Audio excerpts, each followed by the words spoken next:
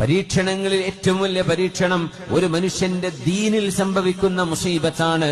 ഹലാലും ഹറാമും വിഷയമല്ലാതെയാവുന്നത്, നിസ്കാരം നഷ്ടപ്പെടുത്തുന്നതോ നിസ്കരിക്കാതിരിക്കുന്നതോ ഒരു ചിന്ത പോലും ആവാതെ മാറുന്നത്, ഇതാണ് ക്യാൻസറിനേക്കാളും വലിയ അസുഖമെന്ന് ആലിമീങ്ങൾ പറയാം.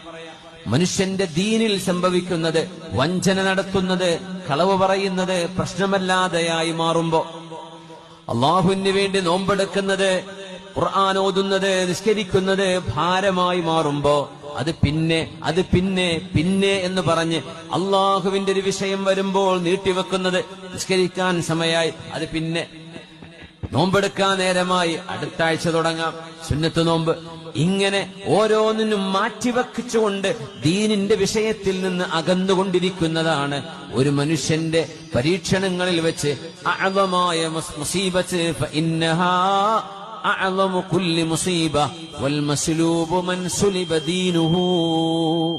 എല്ലാം നഷ്ടപ്പെട്ടവരെന്ന് പറയുന്നത് ദീന് നഷ്ടപ്പെട്ടവരാണ്. അല്ലാഹു റബ്ബുൽ ഇസ്സത്ത് കാവൽ